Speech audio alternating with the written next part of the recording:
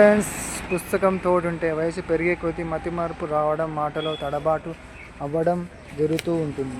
చురుకుదనం తగ్గడం సాహసం కదా. అయితే 90 ఏళ్ళు దాటిన కాగ్నిటివ్ స్కిల్స్ని తగ్గకుండా చేసి ఓ చక్కని పరిష్కారం కనిపెట్టారు శాస్త్రవేత్తలు.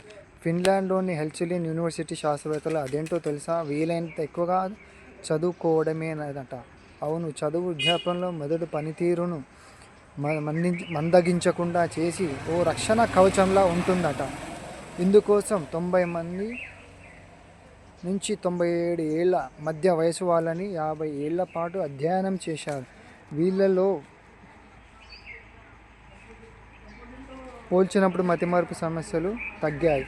చదువుకున్న వాళ్ళలో ఈ మతిమరుపు సమస్యలు బాగా తగ్గాయి. ఇబ్బందులు లేకుండా మధ్యలో బీపీ వంటి గుండె జబ్బులు ఎదురైనా చదువుకున్న వారు 95 ఏళ్ల తర్వాత కూడా చురుకుగానే ఉన్నారట.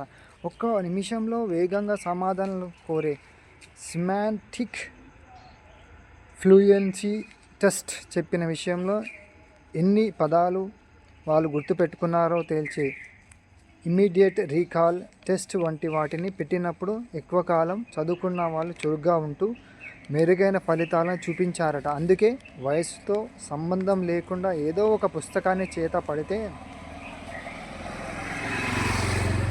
వాళ్ళు వయసుతో సంబంధం లేకుండా వృద్ధాప్య సమస్యల్ని బుక్కు చేత పట్టినప్పుడు సమస్యలని జయించడం తేలిక అంటున్నారు శాస్త్రవేత్తలు. Bye friends, take care, have a good day, keep smiling.